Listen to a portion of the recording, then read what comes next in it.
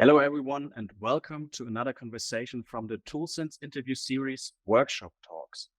I'm Richard and part of ToolSense communications team. Our guest today is Mr.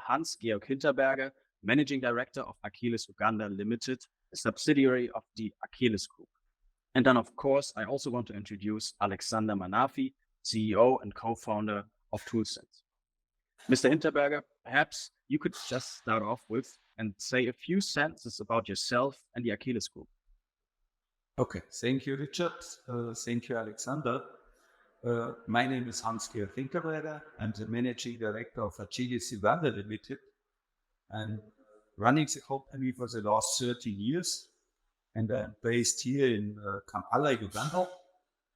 Achelis Uganda Limited has about 60 employees and has been established in 1961 here in Uganda. So we are over 60 years in the market. We are providing equipment, roadworks and construction equipment, material handling, and a large number of other industries with our services and equipment. So, yeah, that's basically Achelis Uganda. We are part of the Achelis Group with headquarters in Bremen, Germany, and subsidiaries all over East Africa, Kenya, Tanzania, Uganda, Rwanda, Malawi, and Zambia, and represented in many other East African countries. Yes, so that's myself. Thank you very much for this insight. If I may ask, Mr. Hinterberger, how and why did you first become aware of ToolSense? Apart from selling our equipment, we also have a large rental business. We are renting out about 80 units to different customers. And it's an operational lease or operational rental business. That means it's our equipment, we operate it, and we service and maintain the equipment and charge the customer monthly lump sum for using our equipment or for the service we are providing. So reporting breakdowns, reporting material, spare part requirements to our office in Kampala, as the equipment is spread out over the country, is a bit cumbersome. Of course, mobile phone, WhatsApp, but this is not integrated into our ERP, and it is difficult to trace and follow up on the performance of individual equipment. So the need to see where our equipment is, whether it's working, when was it serviced last, when was the last tire change, when was the last breakdown. This was basically the reason we looked for a solution. And also some of our manufacturers offer solutions for us as distributor dealer, but then it is either limited to one specific brand or also with relationship ends with suppliers, which is not happen often, but could be. Then suddenly all the data we have implemented and included into the tracking and equipment management system by a specific provider would be gone. So that's why we were looking for an independent solution. For ToolSense. Well, a lucky find, then, so to speak. You already said something about it, but could you maybe also point out a little bit more the challenges regarding machine management, telematics, and maintenance at Achelis Group before ToolSense again? Yeah, by the way, it wasn't so lucky. Somebody poked me with an email, and I went out to the website of ToolSense and matched what we were actually looking for. So anyway, the challenge is, of course, communication. I mean, sending something by WhatsApp from a remote site. If the network is up, that's good. We have relatively stable mobile networks in Uganda, but then still you can't see you and the information comes in different forms. Of course, we implemented paper format, but then it's not always followed. Then you have different information from different sites. You have to process it, the paperwork you get via WhatsApp, and you have to process it. We actually have no online or digital format where we can access all the information on one spot. So if you need to look something up, you have to go to the paper file. So it's typical. I mean, old-fashioned record keeping, and we have quite some sophisticated IT in our company. We are running SAP. Of course, we have all the communication tools companies have. So having it online and potentially in the cloud, that was also an idea to have it accessible from everywhere. That's why we choose ToolSense. Okay, that sounds like a perfect fit for kind of the last area where you didn't have a sophisticated digital solution yet. So that sounds nice. How do you think ToolSense improves asset processes for you at Achelis and for your customers especially? Where do you see the benefits of using ToolSense? Okay, so the decision for ToolSense was based on our own requirements. So we wanted to be able to see the history of the equipment. We see lease out the equipment specifically to the beverage industry. Then it is for a 5-year contract. So knowing the history of the equipment, knowing when it was serviced, knowing what service was done, so what is the next consecutive service on an individual basis, allows us control from headquarters. We can control what's happening on the site. We can also control the flow of material and parts. It's a big problem if things get lost or stolen. That's unfortunately extremely common in our business. So this proper control over each individual equipment, we also know what is expected to be delivered. So over requests equipment which is not used but maybe sold on, we can handle it better with a solution like ToolSense. And what we see from our customers, they have also expectations basically similar to ours. Also, they are not so much concerned with the maintenance and service of the equipment. They still want to know where the equipment is. With forklifts in the brewery, it is relatively easy. It's a confined area, but still the management there wants to know, is my forklift operational? Is it running? Is it idle? Is it working? Is somebody parked it behind the shed and takes a lap in the night shift? And for construction equipment, it often happens that equipment is not on site, but maybe 5 kilometers away doing a private job where the operator cashes in on his private work. So ToolSense offers a solution for both of our problems, managing the material input and the cost of the equipment, as well as allowing us to monitor the location of the GPS transmitters can be installed, and that gives us an excellent overview of what our equipment does at any time. Thank you very much. Maybe now the question directed to Alexander. Would you like to add something here? Yeah, I mean, for us, two things are especially interesting and exciting here. One is that the diverse portfolio, I would say, of Achelis. So we have construction equipment, lifting equipment, security equipment for the airport, printing presses, even. So that's extremely interesting to see all the processes that are going on there. And on the other hand, also, you know, the location, right? That it's in Uganda and Africa, and to also see the requirements of the market there, and let's say how the markets work. That's for us very, very exciting about the partnership. So yeah. Thank you, Alexander.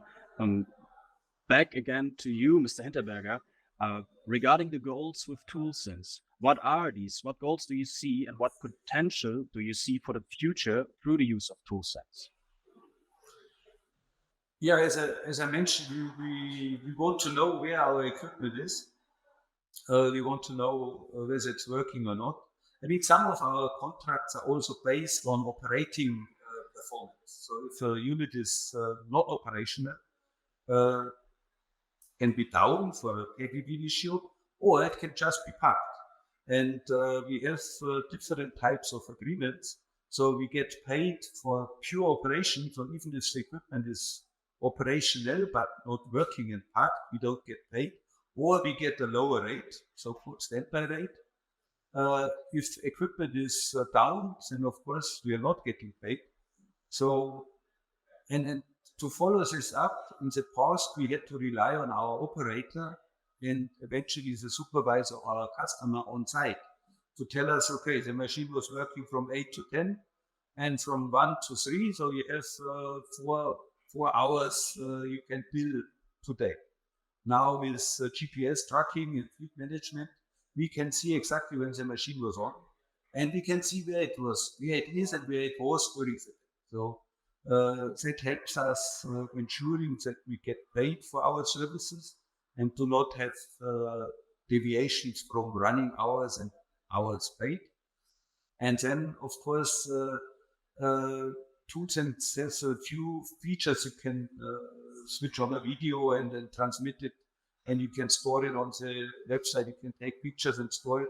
So whenever you want to follow up, let's say after 2-3 weeks, there's a claim from a customer, no, we don't pay you this much because at that time, at that day, the machine was not working.